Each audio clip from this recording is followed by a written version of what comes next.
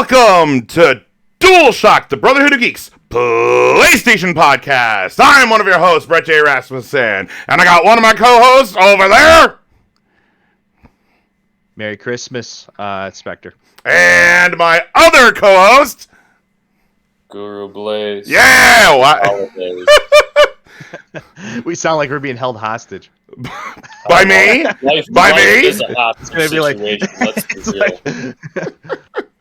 say your name. Say Merry Christmas. Do it. Say it. They're terrible. Stare into the camera like you're on The Office. It's like we're in an ISIS video here. Whoa. Okay. Woo. Okay. First live action Christmas snuff film. I guess this is where we're starting now. Alrighty. Alright. Well, happy Christmas. Merry Christmas to you guys. And Merry Christmas to you all. But yes, this is our Christmas episode. This is episode, I believe, 59 of the PlayStation podcast, I believe. So yeah, this is going to be our Christmas episode. Pretty much we're winding down the year, winding it down, and we're just going to talk about our favorite games of the year. And then, of course, we're going to announce our own games of the year. Yes, To put it another way, it would be the games we consider the greatest gifts. Hey, there you go. But yeah, so just to I'll go ahead and do the rundown when we get to Game of the Year. So let's go ahead and just get into the main topic. This is our PlayStation conversation. PlayStation.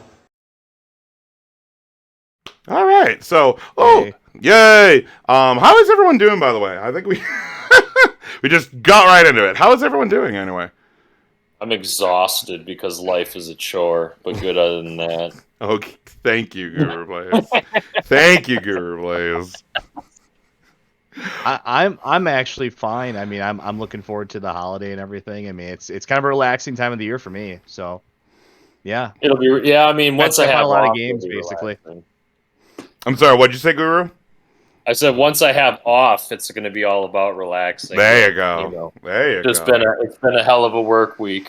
I'm just being real. There you go. Well, no, I get you there.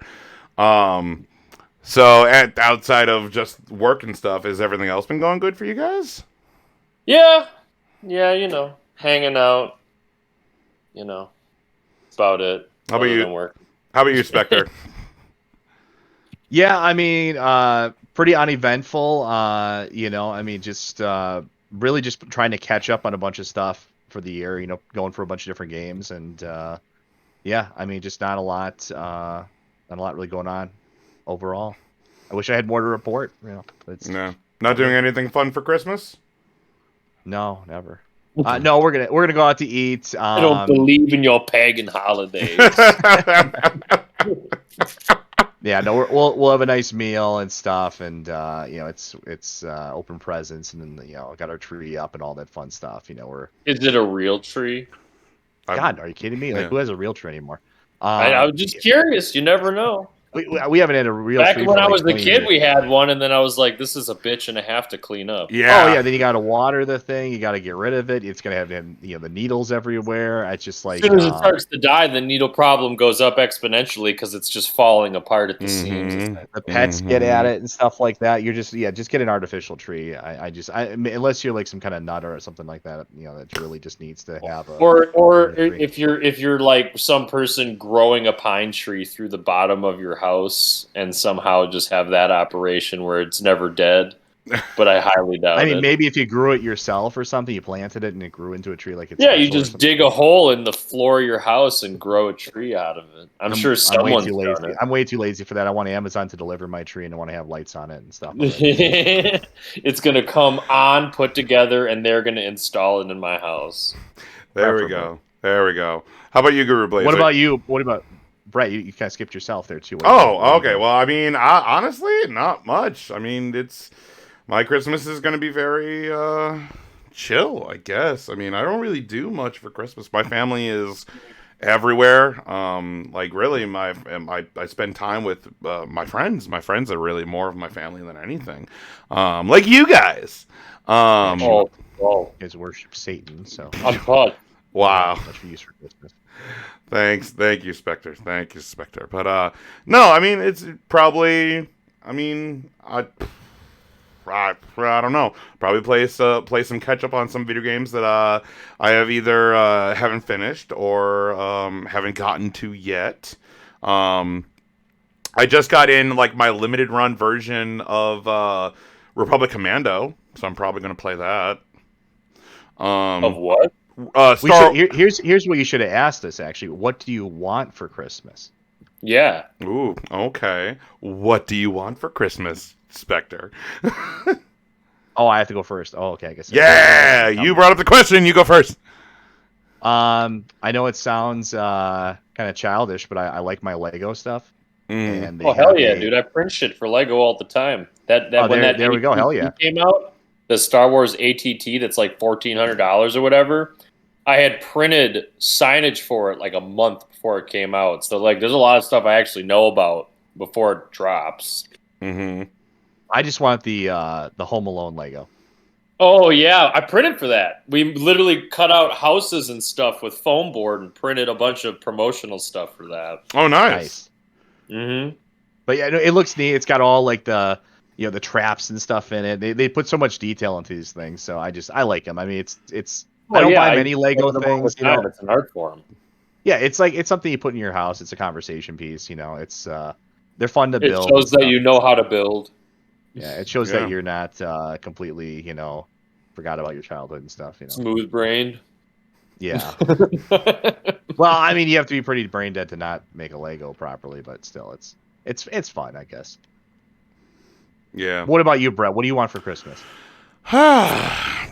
Anything in the world. Anything in the world. A Christmas tree that doesn't need to be watered. I don't have enough space to go ahead and put in a Christmas tree in my place. It could be a tiny tree. I mean, I should have probably got one of those guys. What do I want? I mean, like, he wants Santa's belt. He's gonna fight him for it. You know what? For belts, if there were something that I would want, wrestle Santa for his belt. For his belt, would you do it? Who would you want to sit on your lap, Brett? Wow. Okay. Ethel Merman.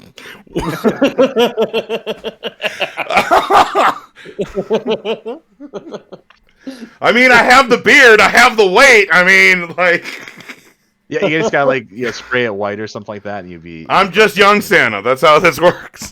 Young Santa. That's the new album dropping this summer. But if there was something that I would want for Christmas, it would probably be a replica version of the All Elite Wrestling World Championship title, the belt, like the AEW replica. So I was belt. I was pretty close. Yeah. In belt, do they make that, or is that like an actual product or something? Or no, it's an actual thing. It it's an actual thing. Like AEW had like X amount of them made like months ago. I think it was before All Out. Was it before All Out or Double or Nothing? It was in the summer. I wasn't able to get one because of they were just gone almost instantly. I love replica belts. And in my opinion, out of all the current titles in wrestling, like all the WWE belts and Ring of Honor and the NWA and Impact Wrestling and AEW, for me, it's the big belt in All Elite Wrestling, the AEW World Championship, that is currently being held by Hangman Adam Page, which, yeah.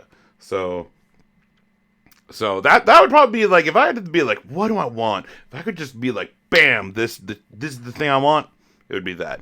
Guru, what about you? Oh, gee. I don't know. It's something I have to think for just a second. I tend not to really have specific stuff that I want. I mean, a PS5 would be cool, but, it's also like there's still not that much for it, but it would be cool to have. But You say a PlayStation 5? Yeah. yeah, Yeah. that would be one thing off top. But I guess I'd rather have like an Xbox. That Halo Xbox looks really nice. Oh, I agree. yeah, I mean, and again, I suppose it's like for me, I'm looking in like a forward looking sense with the PS5, whereas to where I'd want to get one, you know, in the hopes that, because I'd be basically, if it were a gift, I wouldn't be paying for it, and then I would have it, and then I could play most of what I already have Yep. on it, Yep. and also be able to get like the 5 games that are available for PS5. Yeah. I mean, there's going to be more. Like, I know that. Well, that's what I'm saying. yeah. It would be more of a forward, like looking Yeah. thing. Greatness awaits. Like, I believe yeah. the next like PS5 only. I think Forspoken from Square Enix is the next like. It's only on PS5. You have to have a PS5 in order to play it. Like, No, you don't. It's on PC. Whatever. Like, PC5. That's what I want. Let's see. I want There a actually Titan there's a list 3080. of PS5 only games here on Wikipedia. Here, let's see. I honestly think there's less than like 10. Like, I swear. I think there's less than like 5. Let's see. I want to say it's 5 like that are exclusive to only PS5. I'm talking about games you must have. yeah. Not only emulation, but you must have a PS5 to play. Inspector's making like it. It's not on PC because for Yeah, Spectre exactly. it's not exclusive. Yeah, you have to have a PlayStation 5 we to should play it. definitely get into those games though. Yeah. So moving on. So after this, don't worry, it's a short list. Because I do want to know, because I feel like it's like 5 or 6 games that It literally is like 5 or 6 games. It's Astro's Playroom, which is really good, packing game. Demon Souls remake, Yep. Destruction All Stars. They include Final Fantasy 16 on here. There's a flag on that though, because I think that will come to PC. Ratchet and Clank Rift Apart and Returnal. That's it. Yep, literally.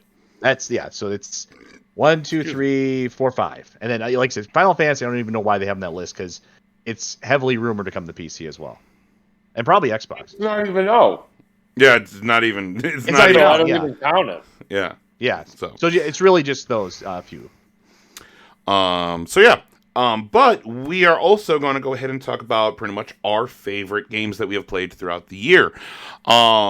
We are going to go ahead and talk about just our own personal top 5 games of the year, and then later we will announce the Brotherhood of Geeks choice of Game of the Year. Well, pretty much all what we all believe is the best game to come out this year. Guru, let's start with you. However you want to start it off with, whether your top game or you want to go in order or just choose one. What was one of your favorite games that you have played this year? Well, again, like I said, in all honesty, I haven't really played too many, like in any length, but I do extensive research to the point where I feel just in any decision I would make. So, It Takes Two, I actually have in my wish list, and I've like heavily been on it. I haven't picked it up just quite yet because I wanted to get cheap, if possible.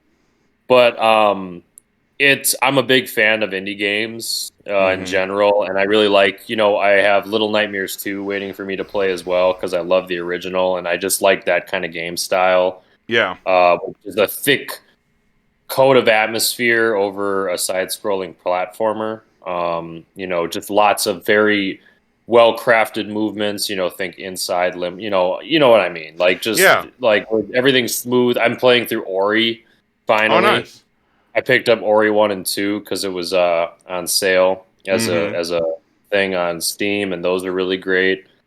But yeah, that one definitely struck me as one of the most interesting games, at least as far as premise, the way that it's made, the look of it. It doesn't fall, it deals with stuff in a way that I've not seen any other game of that style do. Oh yeah, like, I'll let you finish, and then I have because that's on my list also. So go ahead. I'll let you You continue. want me to just name them all then? No. Just about this Okay. game. Did you have anything else But to add yeah, about I this mean, game? like, that was pretty much it. Again, like I haven't played it yet, but I've looked into it and like learned about it enough to essentially be able to formulate an opinion. Mm-hmm. And like I'm very excited to pick it up. Um. Um, yeah, it just definitely like it went right in my wish list when I saw the video. It just like I like the world, I like the style of it, the storyline Yep. where it's like mixing realistic and fantastical, and it's talking about just real issues, but it has the mechanics, you know, Mm-hmm. and it's also something like again one of the rare games. Well, outside of I guess PC being the last bastion of like being able to play with somebody else Yeah. co-op that Mm-hmm. isn't online and not being forced to play online or buy something additional to be able to play with other people because I feel like that's essentially what 95% of games are now. Mm-hmm. I get you there. For me, so this was actually at the very top of my list. Um, I recently just played this and platinumed it. It's actually a very easy platinum. You can totally do it. It is from Hazelight. It is from Joseph Fares, he has been the game director. He's pretty much the lead. He's like the lead of the Hazelight developer studio. Brothers, Tale of Two Sons. He did A Way Out, and now this game. And the Game Awards even gave this Game of the Year. And honestly, I think like a lot of people were very surprised that this won like the Game of the Year at the Game Awards.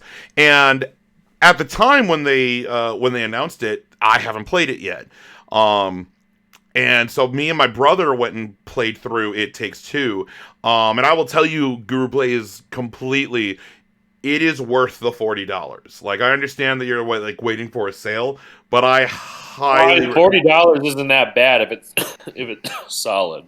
like That's the still $20 under what a normal fully marked. yeah, game but would I be. believe it's like standard $40 game. I have But a question. Can you is the game like mandatory co-op, or can you play it yourself as well? Or you need two people. You cannot. It is mandatory two people. I didn't know that. Yep, it's Actually. mandatory two people. Mm-hmm. well, my follow up question would be: I do have somebody else to play it with, but they're not very Good. skilled, I guess you could say. Mhm. They will give it a good effort, but she's not very she's not a gamer.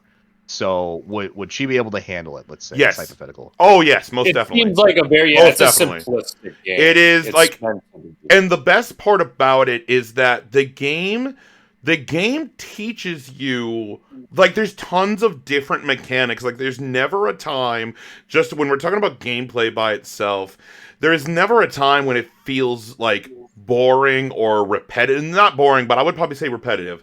Like unlike with Brothers or A Way Out. Like A Way Out was very much more of like had a more telltale feel to it with like the two-player mechanics. Brothers was very didn't have a lot of narrative connected to it. There was a narrative for it, but it was very much more gameplay focused. This game specific, like there are moments where there is a moment where the I believe it's Cody and May. There's a part where so Cody has to you as Cody, one of the players as Cody has to control this airplane that you're on, and then on top of the plane there is this squirrel is fighting May, and it literally plays like Street Fighter. Like May does Hadokens and all of that. There's a Mario Kart reference. Like there's like the game is so trippy. Like there's so many different gameplay mechanics that happen in this game, and the narrative also is phenomenal. Oh, the music. I love the music. I All love right, the music. because honestly, music is like right below narrative in any Mhm. game for me. Mhm. Like good music will make me play a game. Oh, there's a part where you're just like oh Jesus, I'm trying to remember. There's just so There's the much part where you stuff. meet Jesus. Man, let's do it. um It takes two, and sometimes three. um but like again, even the story is about these two parents who are pretty much at the point of divorcing, and their Yeah, 'cause that much I daughter. knew, which I thought was an interesting playground to try to put It, a and game in. and like for me, it like the thing is that the game doesn't like the game at the very end.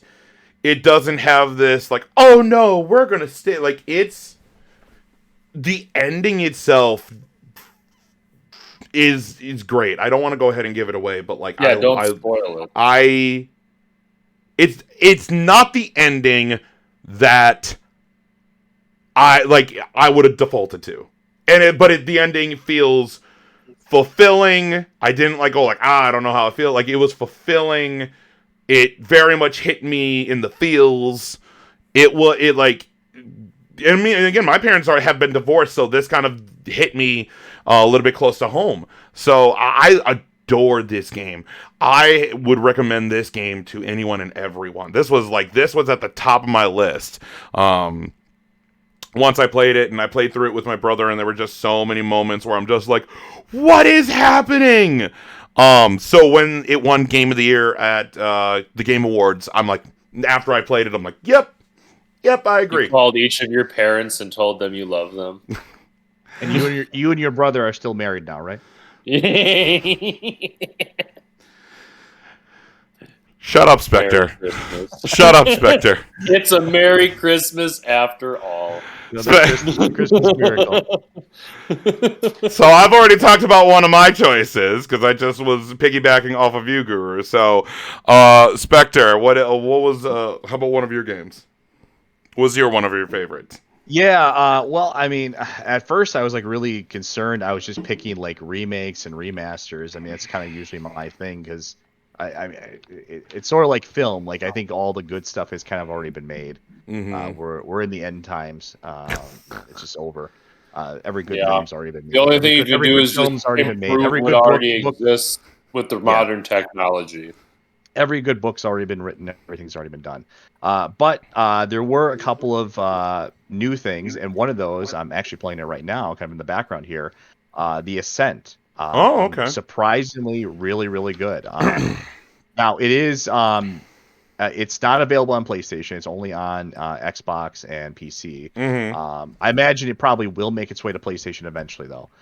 It's a isometric RPG, kind of Diablo style. I think they call that ARPG, action RPG type of thing, or whatever. I can't remember. Yeah. There's a term for it. It's essentially hack and slash. Is it ARPG? I'm pretty sure it's ARPG. I don't want to sound like an idiot. Yeah, because it's hack and slash, but ARPG. isometric. Like, because Diablo, you have real time attacks, but yeah, action role playing. Okay, that's what it's called. Okay, I'm like, I knew I was on the right track. Yeah, so it's an ARPG. Really, what the draw to the game is two things. For one, the gameplay is really solid. Mm-hmm. It is very fun, entertaining to play. You feel like it's a shooter, like I said, ARPG shooter type of game, sci-fi shooter. The upgrades and augments you get for your character, the different guns and weapons you get, they feel impactful. They feel like there's a lot of different ways to play your character. Aside from that, the other big draw is the presentation. This game it's really hard to overstate how gorgeous this game looks. Mm-hmm. And I'm not even playing with like ray tracing on really. If you play with ray tracing on, it slows things down a little bit, but it looks even better. This is a phenomenal looking game for I believe a small Swedish studio that made it. I mean, they have Microsoft money, but still a small indie studio basically made this, and it looks better than like Cyberpunk 2077, for example. This is a cyberpunk setting, just oozing with detail. Just really, really remarkable looking. I can't emphasize that enough. Look at check out some YouTube videos of it. It looks really, really nice. No, I'm looking at pictures of it right now. I'd watch videos, but yeah, no, this is gorgeous. Gorgeous. I wish. I mean, it's not like a perfect 10 So, out of 10. so you said it's like, okay, I'm out of curiosity because I love anything cyberpunk. So like the combat you say is more, it's like Diablo. So how like Diablo, or is there any major difference? Well, I mean, it's. I mean, obviously you're using guns, so it's a lot of range combat. There's not a Like lot you're of. There's not running like around and shooting in real time, dodging and correct. maneuvering. Yeah, It's not like yeah. It's like not. World of Warcraft or something. Yeah, it's not like a hack and slashing type of thing or anything like that. You're using projectile weapons. You have some close range attacks, and you can use some of your augments to summon like other like sort of like minions essentially to help you out as well too. So I mean it's an ARPG type of thing, but just like I said, the presentation's phenomenal, gameplay is great. I wish I could say the How's the story was music? yeah, I wish I could say the story was entertaining, but I really just never could get into it. It just was pretty forgettable. Didn't really have any memorable characters. I really couldn't even tell you what it was about. I saw, basically like halfway through the game, I started skipping cutscenes. I just was like forgetting, like I don't really care what's going on anymore. It didn't grab me. Right. Sadly, the But game actually is kind of challenging too, which is nice. It's got a fair balance to it of things. There's a couple parts that'll make you frustrated, but it is kind of challenging. You have to use kind of some optimal loadouts and strategy for a couple of sections of the game, but really fun. And speaking of co-op too, it is couch co-op and it is online co-op Oh, as that's well too. awesome. So yeah, just How is surprise. the musical score though? Yeah, music as well too. That's a good point. I like the music. I think it's pretty Because atmospheric I and love appropriate. synthwave, so if anything like that is in there, Yeah, like it's I would. it's very appropriate. It's got this sort of like dark, somber tone to it to some degree, which is it's very cyberpunky. I Good. wouldn't say it's like my favorite soundtrack ever in the world, but it's very appropriate for the setting. Right, it Yeah, I fits. mean, I would rate that highly too. Really, the only aspect of this game that I would give like a low mark to is just the story. I really wish they would have maybe done like a smaller, more focused narrative on like one or two characters and just gone with that. It feels like the story is just noise in the background and just Like, did it excuse. just become too expansive? Like there was too much trying to be done? I don't know. It just really doesn't have any it's a lot of things. It doesn't really have like any clever dialogue to it. It doesn't really have any characters that I couldn't really name one character in this game. The central the namesake to the game, the Ascent group, it's essentially the game is about the fall of this large corporation essentially, and As you do in Cyberpunk. yeah, so I really can't even tell you. Like I Yep. can tell you about the environments I went to and the enemies and stuff I fought and different things like that. But I can't really tell you much about the story because I played for the whole game. I beat the game. I can't really remember most of it, and even doing the side missions too. I mean, it's just an excuse to go from place to place and to Mhm. shoot more people. So that's really it's there. It's set dressing for the action. So, but yeah, highly recommend it. It was really a breath of fresh air. I mean, it was just I to have like an original good ARPG. So, like, because it sounds like you're going like, oh, the story's not good. The memorals aren't the characters are not memorable. But I'm guessing the gameplay is And what that's locked okay. it And I down. want to say like Oh yeah, that's a larger point too. That it's okay for a game to have a lackluster or even no story whatsoever. Some of the greatest games ever made didn't really have a story Because to it was them. all about how well it played. mm-hmm. Exactly. Yeah. I mean, Oh yeah, I mean, Like Hotline Miami doesn't have much of a story, one of my but it's still a hugely popular game with like a bunch of amazing other aspects yeah. to it. You know? I Counter mean, Strike doesn't have a story unless you count, I mean, it's Half-Life mod, so maybe Half-Life has a story, yes, but Counter Strike itself doesn't have a story. And it's one of the Mario, biggest for the games ever. most part, for the longest time, Super Mario Brothers didn't really have much of a story. Yeah, the Yeah. only story would be if you read the manual or like, I mean, who was trying to figure out Mario lore like at that point in time. and I mean, Yeah, like for so me, like one of my favorite RPGs of all of time is Kingdoms of Amalur. The narrative is fine. It's okay, but that's not why it's my favorite. It's because of the gameplay. It's the mechanics. It's how For Honor. yeah. For Honor is really fun too. There's tons of games that narrative is not the focus, but the Or gameplay. Kingdom Hearts. Hey, Guru, you remember Kingdom Hearts 3? Oh boy.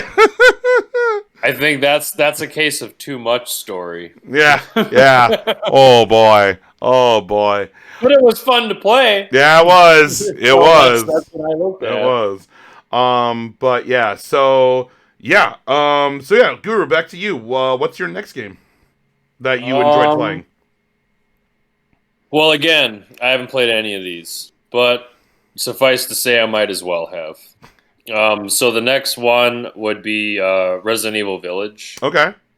because Resident Evil's awesome, and they blew it out of the park with that game. Visually, good story, interesting new characters that, took over the internet for a little bit. Mm-hmm. Everybody was just like all up on Lady Dimitrescu and wanting her to step on them and all that. So, I mean, if that isn't a mark of what is in the. But no, I think it was just really well done, and it just shows that Resident Evil can remain strong even after things like 5 and 6. So yeah, I mean, Yeah. that's it. 5 was pretty bad. I didn't really play 6. It was that horrible. I just was steered clear. And I'm not even really a Resident Evil fan. I dipped my toe into. I'm playing 2. I'm playing remake of 2 right now, which I am enjoying. Nice. What I'm really looking forward to is the all but confirmed remake of 4. Oh yeah. Mm-hmm. Oh, 4 is probably my personal favorite. I'm really from and it's not really a horror game. It's more of an action game, but it's a very well done action game. Mm-hmm. For my horror, I'm more of a standard for over the shoulder shooting, and I mean, it mechanically was its own entity for a while. Mm-hmm. extremely influential. But yeah, no, for horror, I'm more of like a Silent Hill siren type Absolutely, guy. Silent. But the thing is, I do like Leon Kennedy as a character. Yeah. Over every other protagonist, he's the most interesting character to me to play as. And I mean, I also haven't really, dipped my toes into Resident Evil because I'm a pansy. I get scared of everything. No way. But from what I have seen, and what I have heard from my friends who have beat it top to bottom and everything, I mean, first, it's just graphically gorgeous. Honestly, ever since kind of how it feels like they rebooted Resident Evil, Biohazard, and now Village. 3, when they made that re-engine, and they also used that for Devil May Cry 5. Yeah. It's an amazing engine. Mm-hmm. It's the gameplay. I heard that you can breeze through Village very quickly if you wanted to. There is so much that you can use and play. There's so many different guns, and you're not locked into, okay, you have to deal with this thing only using this gun or this tactic. It's very open, but the narrative, of course, Lady Dimitrescu is very much is the leading character. I like it. I like games or narratives where the villain is leading the story. Like Far Cry 3, you have Voss. In Borderlands 2, you have Handsome Jack. And in Village, you have Lady Dimitrescu.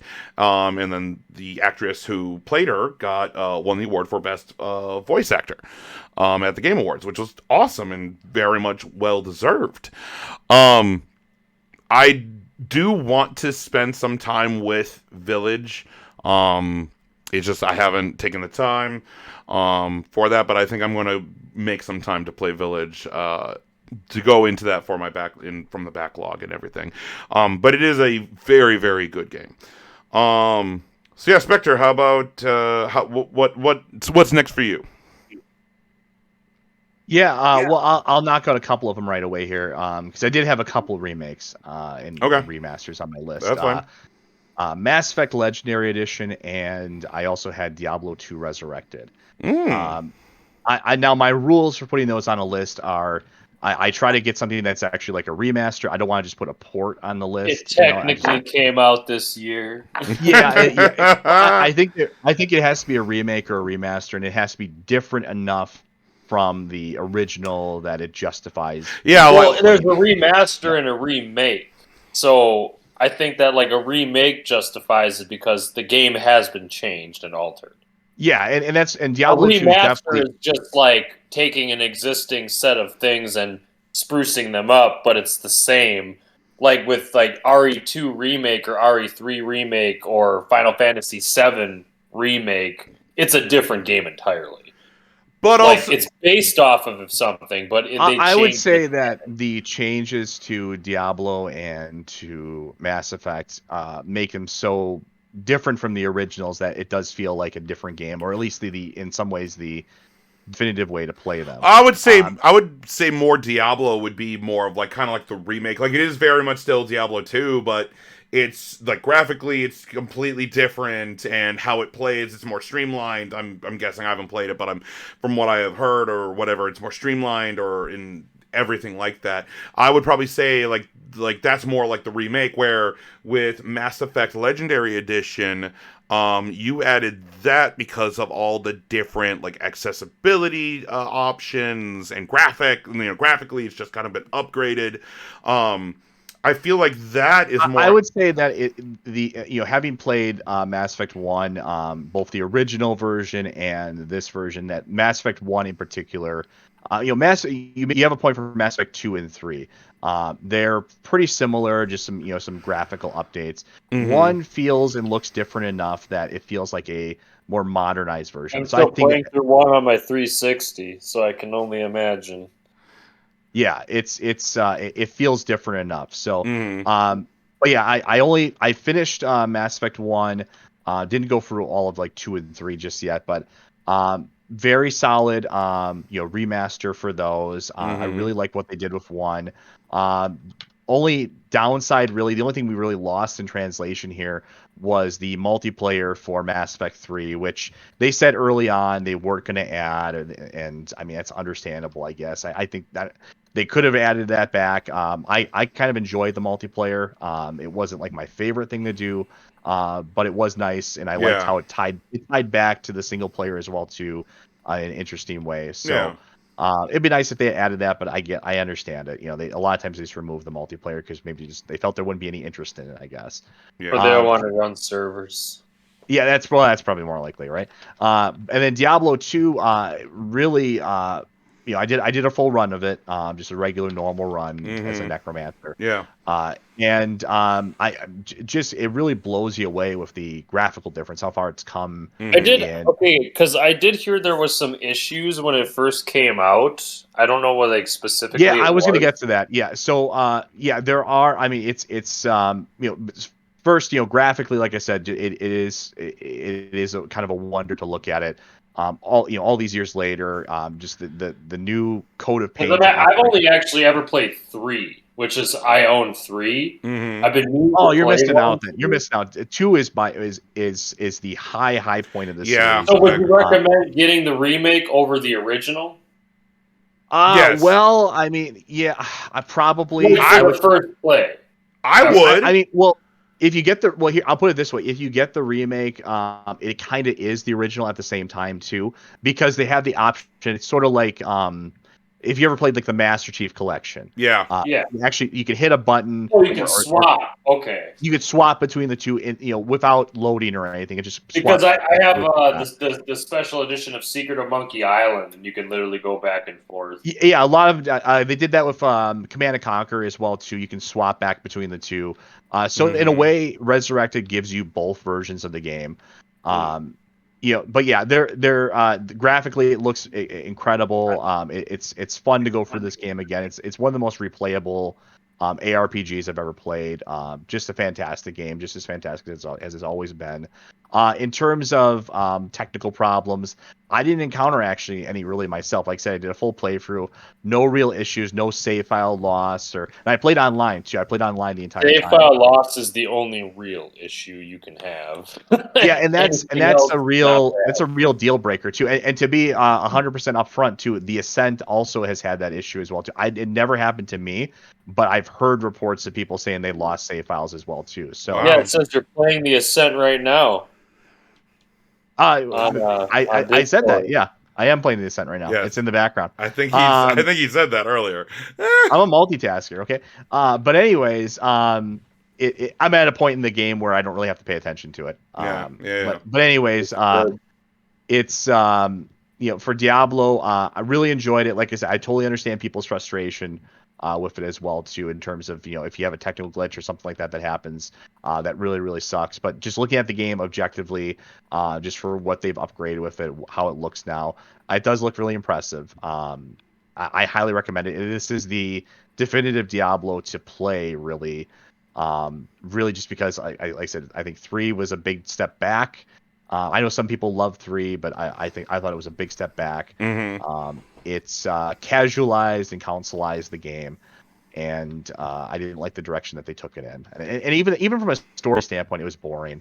Diablo 2, just for perspective's sake, you're literally it's like a greatest hits of you're fighting all the great evils in the Diablo universe. You're fighting like every single one of the prime evils and the lesser evil. Yeah. It's just like I played a good chunk into it, and I'm like a monk, and I had fun playing it, but I have nothing to compare it to. So it's very unlike Diablo 3. It's very it's extremely replayable. Like Diablo 3. I mean, if you play as one class, you can just keep swapping back and forth your abilities. You've kind of played it.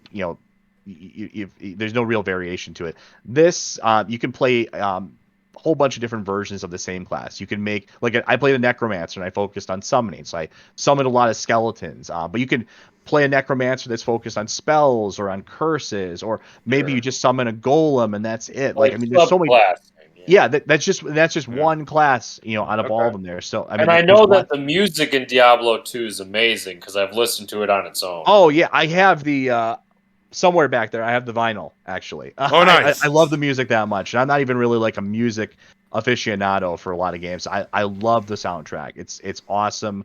Yeah, I know there's I know there's a lot of hate for Blizzard out there right now. Some of it deserved. But I really enjoyed it.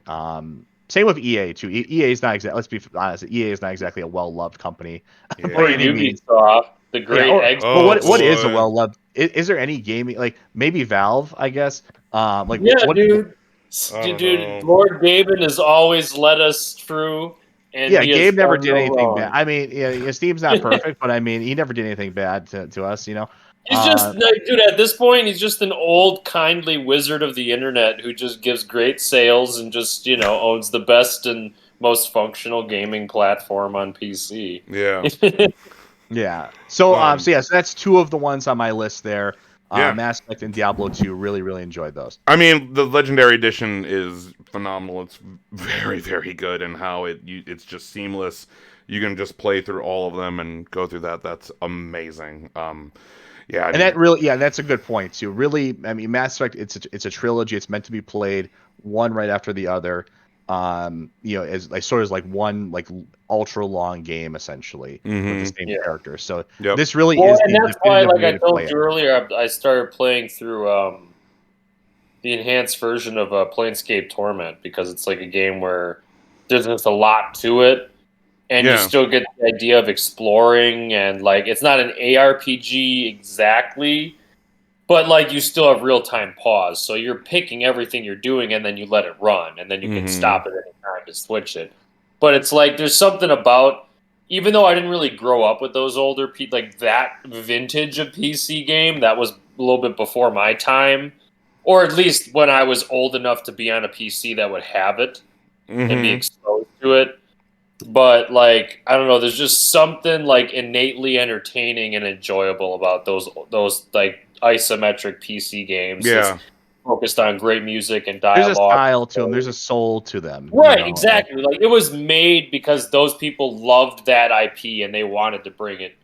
I'll make one final point before closing up on Mass Effect and Diablo. Both games did suffer from some minor censorship. In the case of Mass Effect, it's literally just 1 or 2 scenes from my understanding. I haven't gotten to that point in Mass Effect 2. So you're saying that I got the original copy, which has the good stuff. Yeah, it's literally. I mean, trust me, I hate censorship more than any of us here. But it's really just kind of benign. I mean, it doesn't really affect my. It's not that big a deal. I saw what was removed. I saw what was removed. I disagree with removing it. I think they should have kept it in. But it's not the end of the world. Diablo. What was removed? Because I can't. It wasn't. So I there can't, was in Mass Effect 2. There's a character Miranda. Just very briefly, I'll go for it, Brett. Oh yeah. Character named Miranda. She's an attractive female companion that you can have in the game. She's a romance option as well too. Yeah. And she's known for having a rather she's known for wearing kind of a skin tight outfit and having a rather large posterior, shall we say. And in a couple of scenes, you get a very the camera kind of lingers on her ass essentially for a couple of scenes. Yeah. And in the Legendary Edition, they sort of got rid of some of those scenes to make it a little bit more tame. That's literally it. That's what I'm saying. It's a very minor issue. In an elevator in the first game, and they're worried about that. Yeah, I mean, like I said, it's a very minor issue. I mean, I just feel like it's like of all the things to censor, it's like that game is so tame by nudity standards. Oh yeah. It's not like a pornographic game, I mean, not at all. There is a pornographic version of Mass Effect, but it isn't Mass Effect. Yeah. And then in Diablo 2, they altered the appearance of the Amazon and the the rogue character as well too. I don't think they look better than how they did before. I think their appearance looks much worse. They kind of made them look a little bit more mannish. So, but aside from that, I mean, very minor issues aside, it's not like they completely rewrote the game or altered things completely. So, I disagree. I disagree. I think they should have just kept the games as they were in that respect, but it's not a reason to not play the games. Mm-hmm. Sure, it's not going to affect the gameplay or anything. Yeah. That's all I gotta say about those. Moving on. So for mine, I'm going to talk about Ratchet and Clank Rift Apart. That game. That is the game to show off the PS5 in pretty much to the degree right now.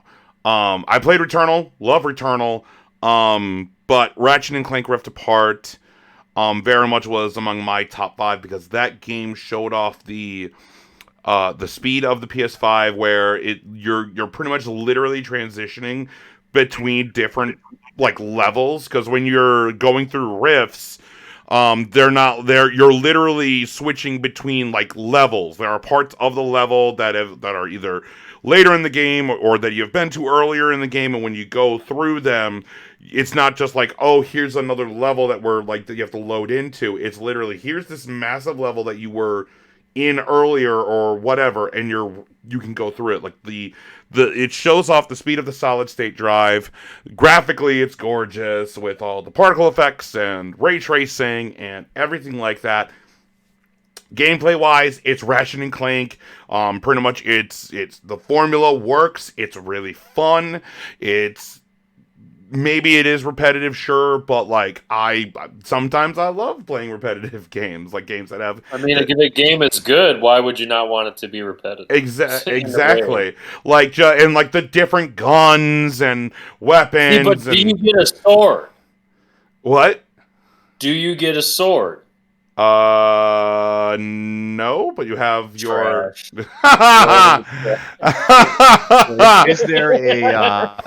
Is there a sex scene in the game now? They have this female character. No, but there is on the internet as soon as that game came out. Dude, the internet was in full force when they saw the female version of Ratchet. Mm-hmm. The 3D porn animators were on that faster than you could possibly imagine. Ratchet and Rivet. Ratchet and Rivet. That's a fascinating question. Rivet, yeah. Mm-hmm. Brett, if there was, and you know what? They knew what they were doing when they made that character. Oh, totally. They knew exactly what was going to happen when they made that character. And you know what? Good on them for just knowing it and doing it anyway, because it's fucking hilarious. Brett, I just want to know one thing. I mean, the show Sliders asked this question too. If there was a female version of yourself from another dimension or rift, would you sleep with them? Absolutely. Without question, I would. 100%. But I want to know what Brett thinks. I don't know. He would sleep with yours, Vince. Oh, God. Hey, I couldn't blame him. Oh, my God. Blaze, what are you doing? That's just masturbation. I mean, there ain't even anything weird about it. I'd be like, I get it, Besides, 100%. like a hot ass chick in another universe, guaranteed. Oh man, But wow. luckily, for me, I'm a stoic man in this one, so I got to do what I got to do. Don't worry, Brett. Appreciate it, Guru. There's a woman version of Vince out there for you yet. There you go. Thank you, buddy. I appreciate it. I can't deal with you, Guru Blaze. I can't deal with You it. can. Um, You don't give yourself enough credit. yeah. But no, Rift Apart was a great fun game. That like pretty much came out. That was pretty much my leader for game of the year at the time. It came out. That was in, like, one of the first ones to really sell the PS5, as far as I recall. Oh, yeah. That was, I think, one of the first titles that was mentioned as being like, "Why are you gonna buy this?"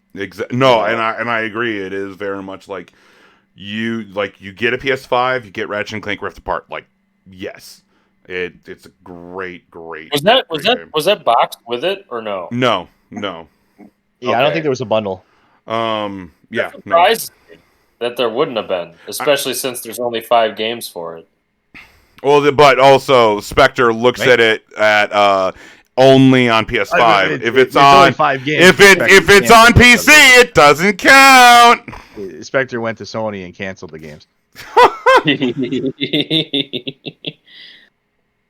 But yeah, so let's back to Guru. Your next one.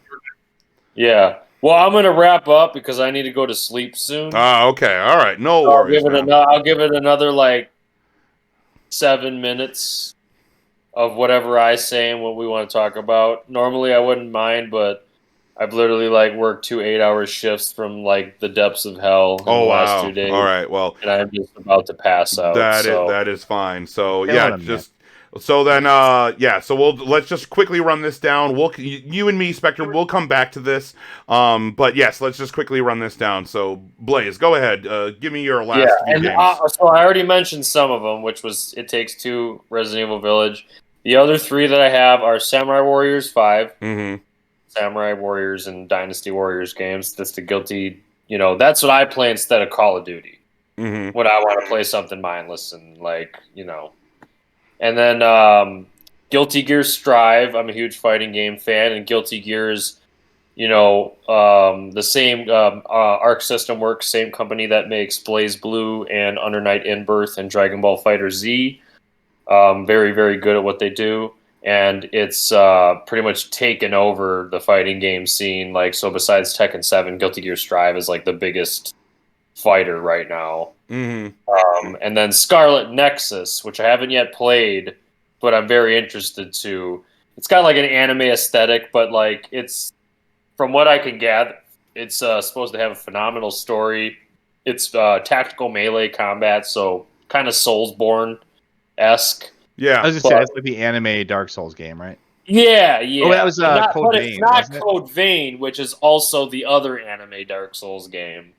It's a newer one that's supposed to be just like the current best of like that type, where it's kind of mixing in an RPG with that style of combat, and it just looked incredible. Yeah.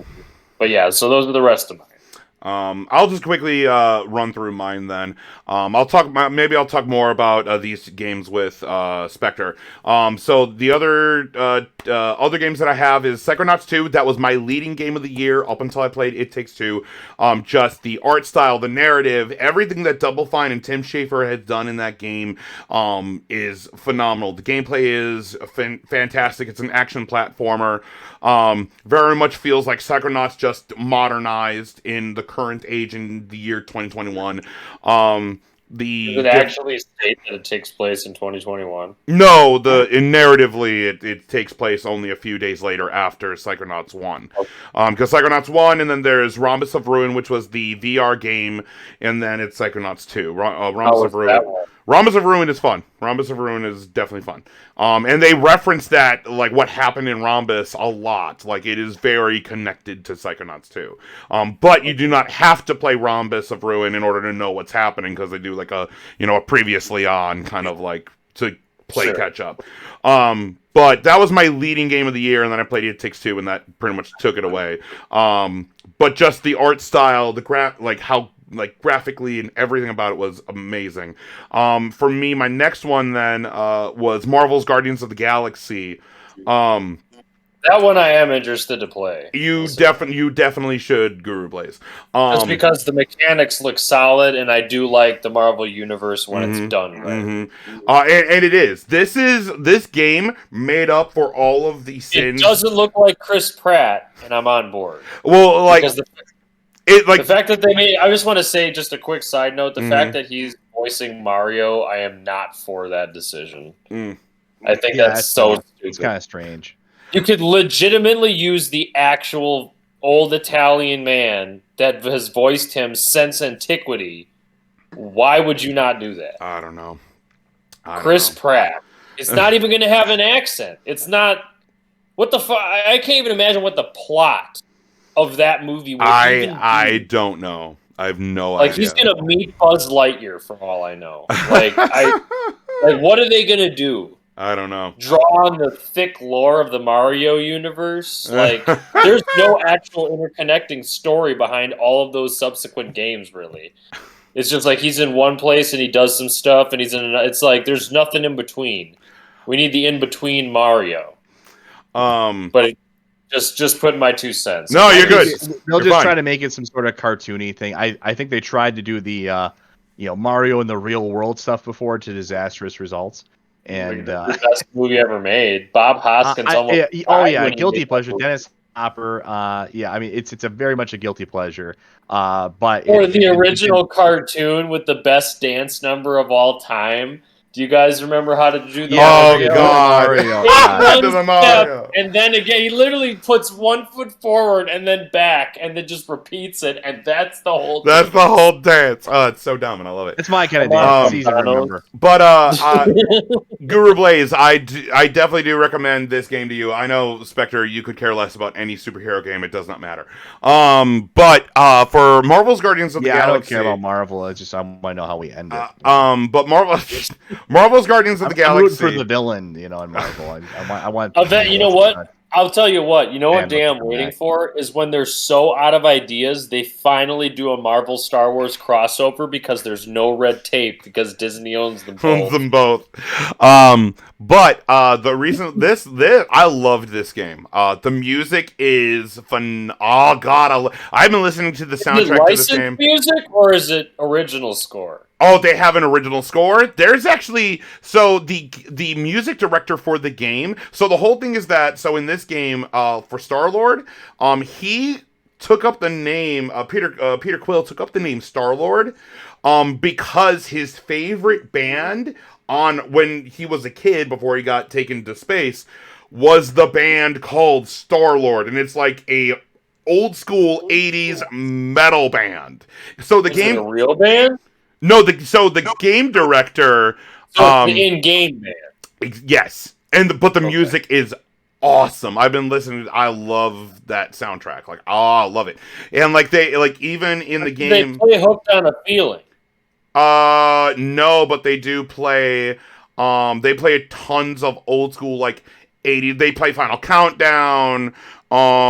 There's a good number of just so there was something rock. of a budget. It wasn't just completely the music used in it is great. The combat is awesome. There are narrative choices in it that does affect how the game moves forward. Not massively. It doesn't tree off, but it does kind of go.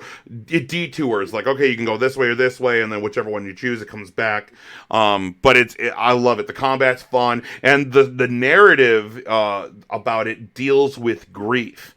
That's what I really do enjoy. It very much hit home for me also when it came to the narrative, because it's all of the different guardians dealing with grief, because I believe it's the soul stone from out of the infinity stones are being involved in this game. So it's I love this game, just the combat, everything. Oh, so good. And then are there any good cameos of any good Marvel characters not from the movies? From not from the movie. Cosmo. There's a lot of stuff from like the Guardians of the Galaxy comic. That's what I'm saying. Oh yeah. That's Tons. Oh, there's tons. Okay, cool. Because there's so much waste. I mean, again, I like the Guardians movies, and I get it that they can't do it all, but it's like there's just such a rich amount of characters from those stories. The entire Nova Corps is a massive part of real Nova Corps. Yes. The Nova Corps in the movies was trash, dude. I'm gonna be honest. It's nothing like the actual Nova Corps. Captain Gold is a part of it. There are characters from Guardians of the Galaxy comics that is like in this.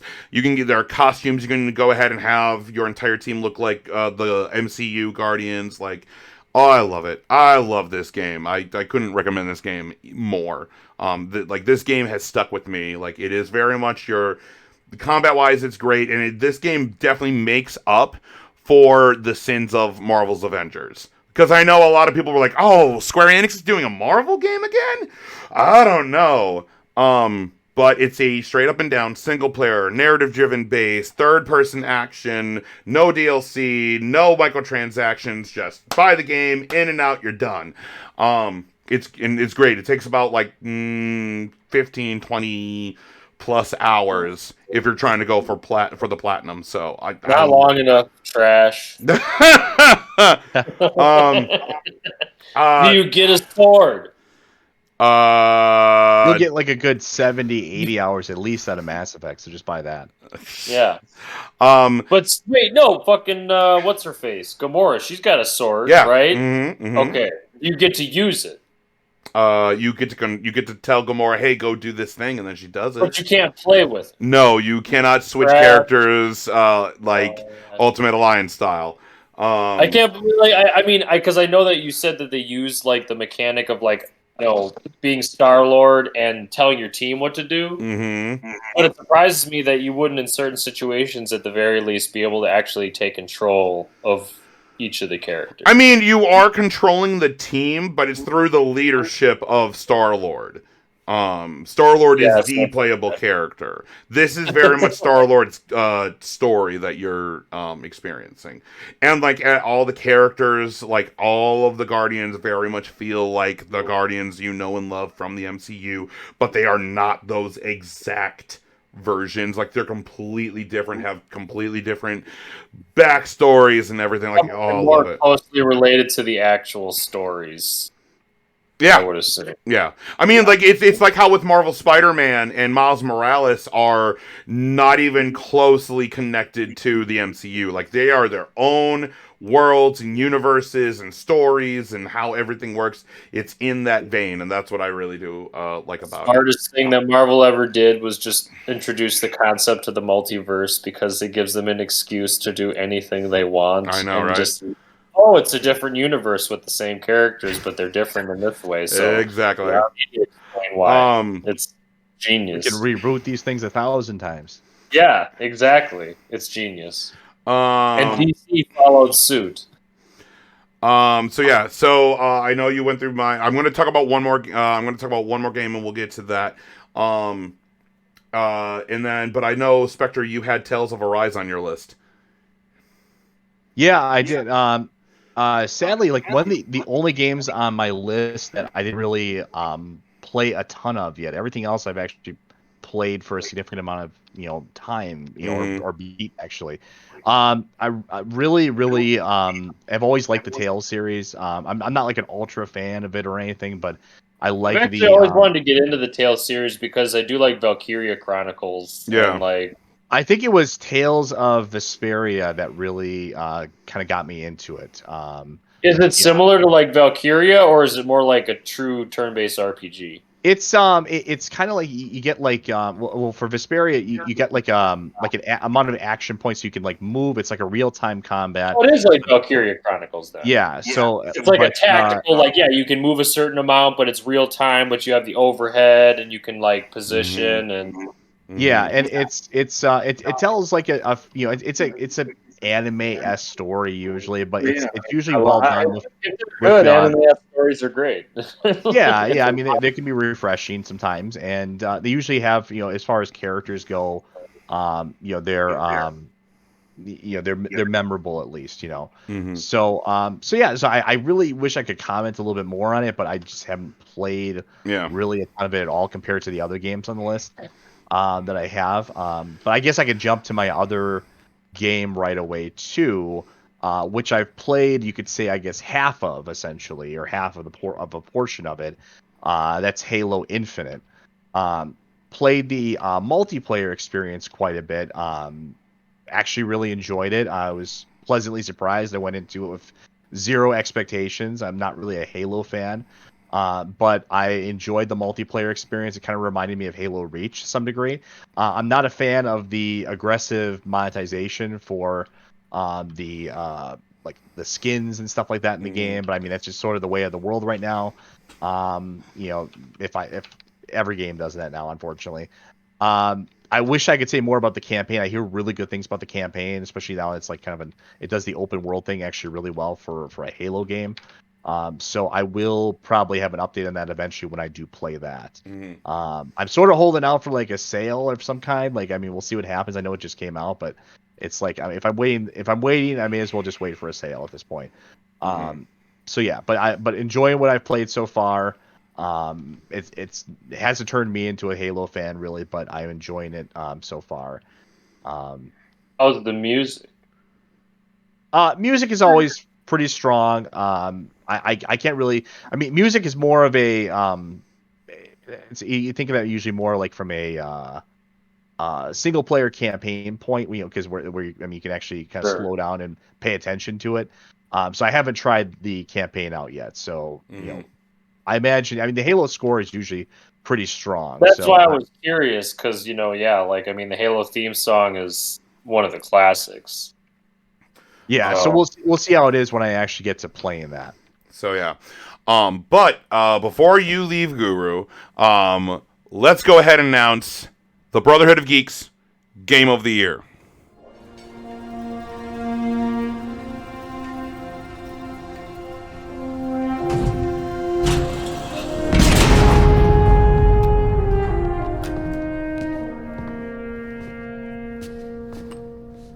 Looks like the main power cells are fried.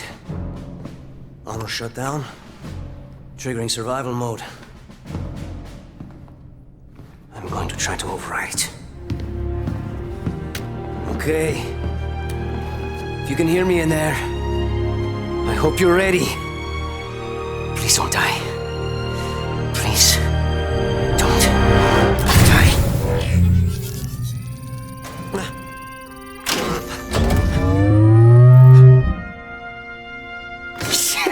Yes! Yes! Yes! We're going home! Oh, welcome back, Chief. I rerouted what little power I had into your suit. Looks like there's a problem with the servos in your hands. Stay calm. You've been out there a while. I know I saw something in here to check your armor's diagnostics.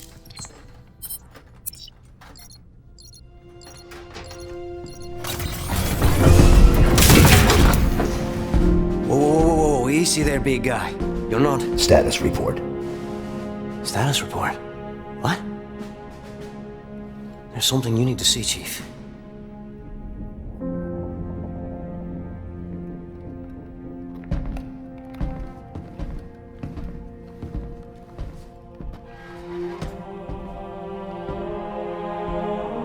We lost. Lost everything. There's nothing left for us here. I don't think where here is.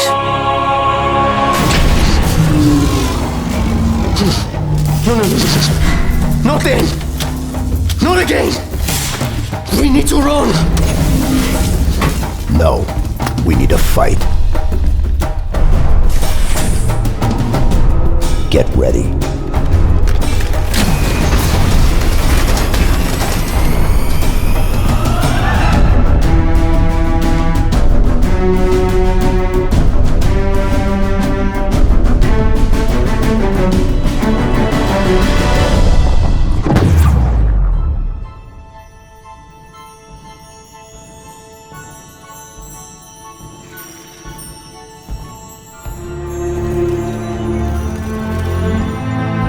chose you because you were special.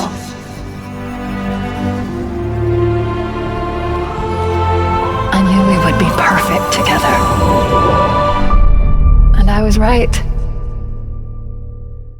And yes, it is Halo Infinite. So what Spectre has been talking about, it is Halo Infinite. Our choice for Game of the Year is Halo Infinite. Now, you have spent a lot of time, Spectre, in the multiplayer, yeah? Correct, yeah. I mean, for the record, I'd say Karen's Prison is my personal game of the year, but I mean, Halo's a decent second choice, I guess. Yeah, no, I've spent all my time with it in the multiplayer, mostly because when I started playing it, the campaign actually wasn't even out yet. The multiplayer, of course, came out first. Yeah. So all my time with Halo so far, Halo Infinite so far, has been in the multiplayer. Guru Blaze, what do you think about that being Game of the Year? What is your opinion on Halo? I haven't played it, but from what I've heard and seen, and knowing Halo, I've played most all of them. Beaten most all of them. It would not surprise me in the slightest, because it's like if they bring what made Halo great to an entirely new incarnation of itself, especially after a relatively long time, last iteration of the game, and just have it just such a storied franchise. I mean, Halo 2 changed things in gaming. Like, the first time I played that, I'll never forget, because it was like nothing I'd ever played before. And I think that the idea of an open world Halo, if it was done well and doesn't become a Destiny clone, would be really awesome. I know that you have to leave, Guru, so I mean, we can keep discussing. If you want to stay, you can. But if you need to go, any final? I want to keep discussing, but I'm not. Let the guy pass out. No, I get you. Do you have any final words before we let you go? I think more people should play the Warriors franchise. Pay and neuter their pets. Yeah. All right. Make sure to pet rocks for me. Good. So no, again, we'll talk more about Halo Infinite. That is our game of the year. We're gonna continue discussing between me and Spectre. I'm guessing that's it. We're gonna have an extensive discussion of Karen's Prison now. Is that it from you, Guru? It's the one thing I'd want to weigh in on. All right, is that it for you, man? That'll be it for me. All right. Have a good day, All right, always a pleasure, Guru. All right, so now it's just me and Spectre. So let's talk about Halo Infinite. So as you said, Spectre, you played a lot of the multiplayer, and that's pretty much like because this was on your list. I wouldn't say like a lot of the multiplayer. I think here I can tell you exactly how much I played. It wasn't like a crazy amount. What's my Steam time on it here? Let's see. So not much at all. I thought I played more than that. I only played like about an hour so far, so I didn't play like a crazy amount. I played like 5 or 6 matches total. I mean, they were quick matches, but so I didn't play that much of it. I've been meaning to get back to it, but I mean, honestly, I've been more into other things like Ascent.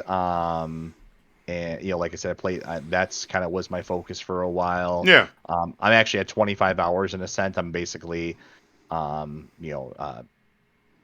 no platinum in the game on Steam, but perfect. 100%. Yeah. 100%ing it. Yeah. So I'm very close to like 100%ing it at this point. So that's been more up my alley. I think with Halo, I will get back to it. I probably will try the campaign first, then maybe try the multiplayer in a little bit.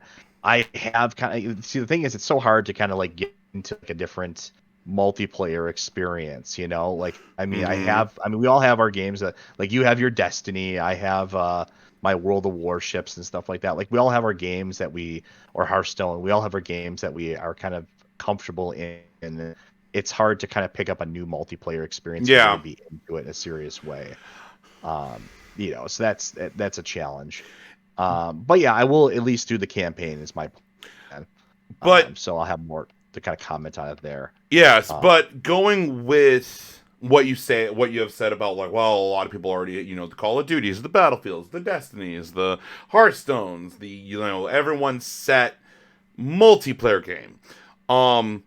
And 343 has had a big problem in the past, up until this game, in the past, to really kind of have like Halo 4 and Halo 5 Guardians, like, yeah, it's a Halo game, but it didn't feel like Halo. It just in like I still remember how jarring. I got Halo 4 right around when it released, and I remember how jarring that. I didn't play Halo 5 at all, largely because of Halo 4 and my experience with it. But yeah, Halo 4, I just remember it being confusing because I was sort of a lore nerd to some degree on it. Like I thought the Halo lore was somewhat interesting. It wasn't like the most fascinating thing in the world, but it was interesting. It made me want to learn more about it and the world and its characters. But once you got to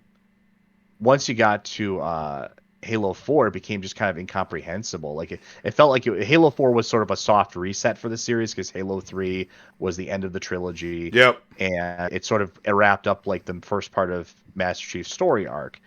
And Halo 4 had to kind of reboot things, and it kind of made all these weird like references and stuff to the Forerunners and stuff, which we sort of knew about before, but not really. And there was like, I didn't really understand who the antagonist was, and it just became kind of weird. And all this, there was this weird stuff going on with Cortana. Like, really, the only thing they did well was that was probably the best like looking appearance of Cortana. They did a good job on the model for her.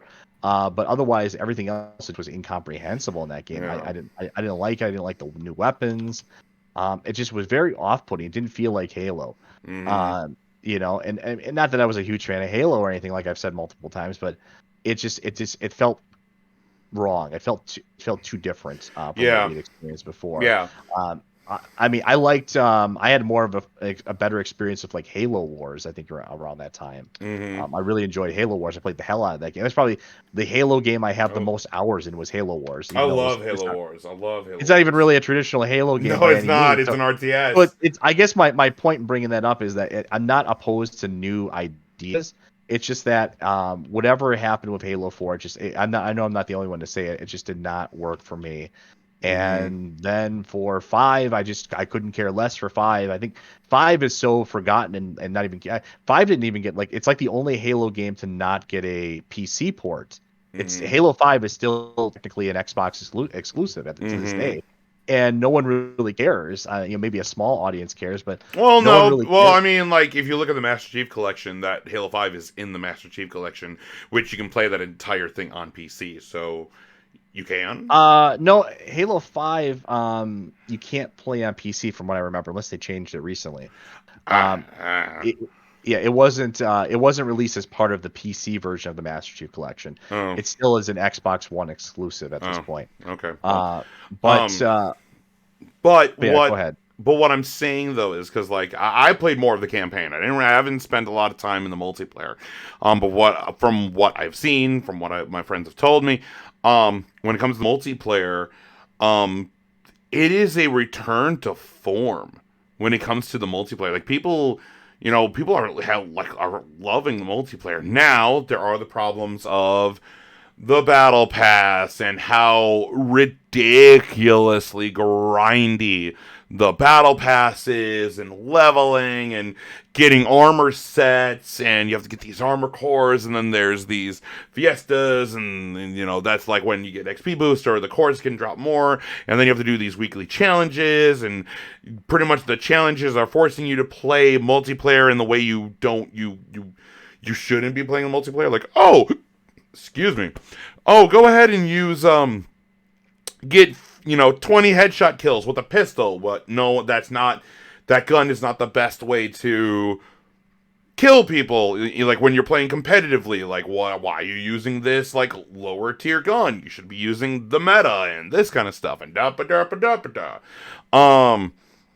And yeah, I get why it's there. It's forcing you to play the game differently. They want you to play the game differently so that way you stay and but it feels unforgiving on getting loot and getting I want this shader and I want this armor set. I want the samurai armor for my Spartan and da da da da da da. So like, and that is a big problem. And Yeah, it's very aggressively monetized, and it's sad that like I mean these are things like if you go back to Halo Reach even, I mean you just would unlock these through gameplay. yeah, You just would unlock these by playing the game enough, and that used to be how things work. But nowadays, like little things in games, it's everything's an opportunity to make some more money, to monetize Yeah. it more. So and it does suck. Like, but here's the thing: like that whole thing sucks, and it needs to get looked at. Like, fine, you want to have a leveling system and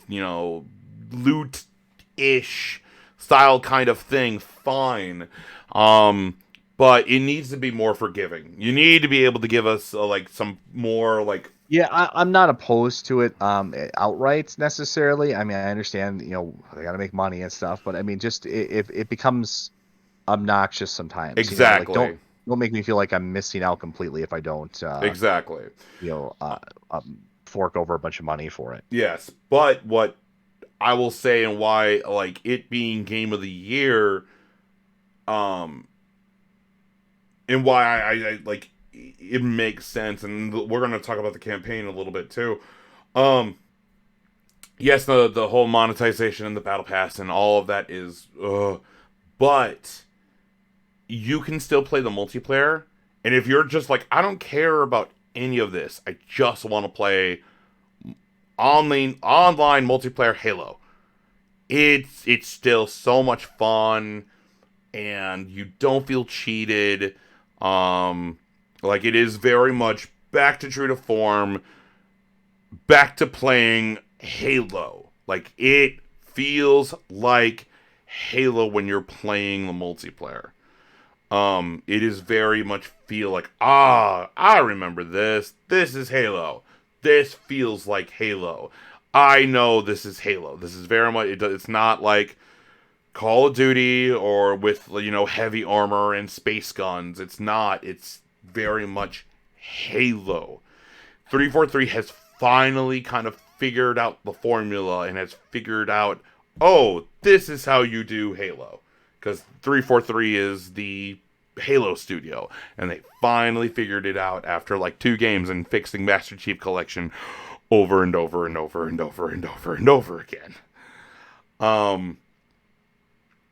But yeah, no, it's the multiplayer is great. And then when it comes to the campaign, just like in the opening, because it Master Chief has been like it has been in cryo sleep and or everything, or like, no, I'm sorry, that's wrong. He's not been in cryo sleep. He's pretty much been still battling because after everything that happened with him and Cortana from 5, and now he's just kind of on his own. He's fighting the Covenant and the Brutes and all that stuff.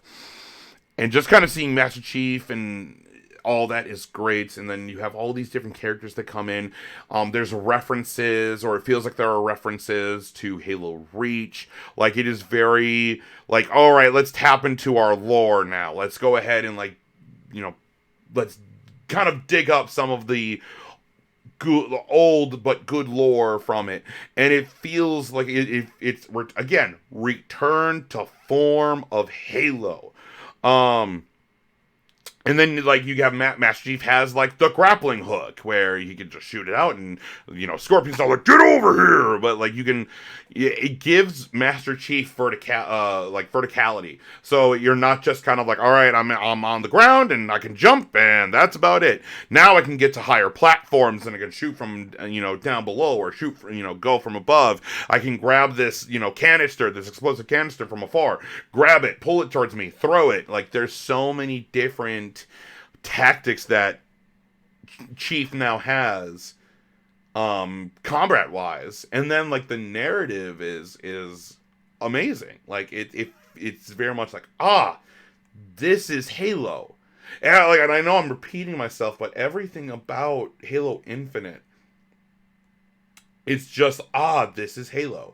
The open world for the open world or how they do open world in Halo. It's not open world in the point of like Skyrim, where like, okay, you did the tutorial, okay, here you go, the whole game opens up. No, it's more in the vein of Gears 5, where all right, we're in this level. All right, there are multiple things that we need to do. All right, you can go here, you can go here, you can go here, you can go here. And you can choose how you want to do it and go from there. It doesn't mess with the narrative. It's not, you can do it in any order or whatever. So you have an open world, like, level, I guess you could say, more of it.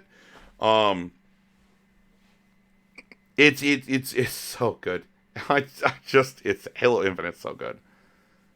Yeah, I mean, I'll have more to say when I play the campaign ultimately, But yeah, I mean, it's good that I'm glad that it's that it seems like it's being very well received. I'm glad that Halo's kind of back in a way after sort of being dormant with some kind of mediocre games for a while now, really, for years. So yeah, no, I'm glad it's kind of returning to form, like you said. So yeah, we'll see how it is. I'm actually kind of excited to play the campaign eventually. Like, I'm sort of holding out at this point. I'm like, well, if I already waited a couple of weeks, I may as well wait for a sale. So I'm stubborn on that point. I mean, just spend the money, Spectre. Let's just do it. Oh yeah, you'd be a great financial advisor. Oh, just spend the money. That house, or you can't afford, just spend the money. That new You're terrible, that Spectre. Lamborghini, You're that terrible. You'll pay it off somehow. Don't you want a Lamborghini? Just spend the money. Yeah. We need to get like a sort of like a thing of like I wish we had like a more of a website like where we used to have like your quotes up there. I would love that. Like, just spend the money. Just some of the other things you said is kind of funny. We just need like a list of your quotes. Hate you, Maybe Spectre. I said something funny at some point. Hate too, you, but... Spectre. Shut up, Spectre. All right. But I mean, just Halo Infinite. It's just such a good game. God, that game is good. Yeah. But yeah, I mean that's most of my. That's really all my list for the year. I would say actually, I mean, I'm not even joking 100%. I mean, I know it's not for everybody, but honorable mention actually to Karen's Prison. I say that unironically. It's actually, from what I've played of it so far, it actually is fun. It is a adult game, of course, and it's available on Steam. I believe it's only available on Steam right now. I don't think it's going to be something that comes to consoles, but No, it's who not. knows? Stranger things have happened. I hear like they even said like one point Hatred was going to come to like the Switch. I mean, which is like weird. So I mean, stranger things have happened, but it actually is a fun game. So I'm enjoying that actually. So far, it's very recently just came out. Brett, I know you'll be trying it. So yeah. All right, Spectre. Grab your alley. You just shut up, Spectre. Oh man. It's kind of inspiring in a way too, because like I mean, I have RPG Maker. Like it kind of it makes me think like, maybe I really should just sit down and really start trying to make a game. Because you can make it actually a pretty decent game out of it. Why do I have you around again, Spectre? I sometimes forget why, like, I have you around. For the color commentary. Here, yeah, so. I guess so. But yeah. So yes, Halo Infinite is the Brotherhood of Geeks Game of the Year 2021. So yeah, I believe that is everything. So guys, thank you so much for watching. We also had a nomination video. So I know you already have the Game of the Year, but if you want to go ahead and see that, that is also there too. And then I believe that we'll be back next year. We're gonna go ahead and we'll probably talk about what games we're excited for next year, and we have a lot to go. I should finally do my. I've been talking about it forever, like some of my collection videos and stuff like that too. I should really actually get around to doing that. Yeah. I do have a couple of things to kind of go through, so we'll see. Just some fun videos. So. Yeah. Maybe 2022 is finally the year I actually start making some more videos here. I love it how that like I'm looking at Spectre, just like his entire mouth is gone because how he's like leaning up to the camera. His mouth just you only see his forehead, and now you only see his chair except his shoulder. But yes. So Halo Infinite is Game of the Year. Please, in the comments, please let us know what you guys think. If you play Halo and if you think it's Game of the Year, or if there's a different game that you thought was Game of the Year. We would love to hear from you guys and hear from you and all that kind of stuff. So, but with all that said, thank you so much for watching. If you haven't already, please subscribe to the channel, youtube.com/Brotherhood of Geeks. Like, comment, share, subscribe, press the subscribe button, and also press the bell icon. That way, whenever we put up a video, you know we put up a video. You can also follow us on Twitch at twitch.tv/Brotherhood of Geeks. You can also follow us on Twitter at Dualshock'd BOG. That's the name of this PlayStation podcast, Dualshock'd BOG. And then you can also follow us on all the other social media stuff that we have. It's all in the description if you want. And of course, all the timestamps are in the bottom too. So if you want to go back, forward, all that kind of good stuff, yay. But yeah, anything else? Anything you want to say to end the year, Spectre? Because I don't think we're going to be seeing each other until 2022. Oh no! Oh no! Well, I'll be seeing you eventually here for sure. Probably. But yeah, no, that's about it. I wish I could say I was looking forward to more in 2022, but there's not a lot I'm really looking forward to. But yeah, he's I'm sure not Elden Ring, not Horizon Forbidden West. No, yeah, none of those. Not God of War Ragnarok. No. No, I'm looking forward to God of War. Yeah, so there's one. So. Oh man, I don't know what to do with you, Spectre. Sometimes I don't know what to do with you. But yeah.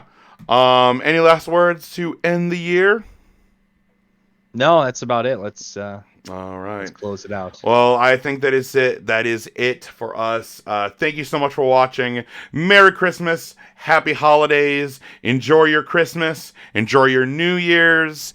All of that kind of stuff. And if you don't hear from us for the rest of 2021, you will go ahead and hear from us next year in 2022. So, with all that being said, I'm Brett J. Rasmussen. I'm Spectre. And as always, live to play together.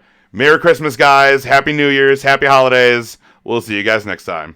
Merry Christmas.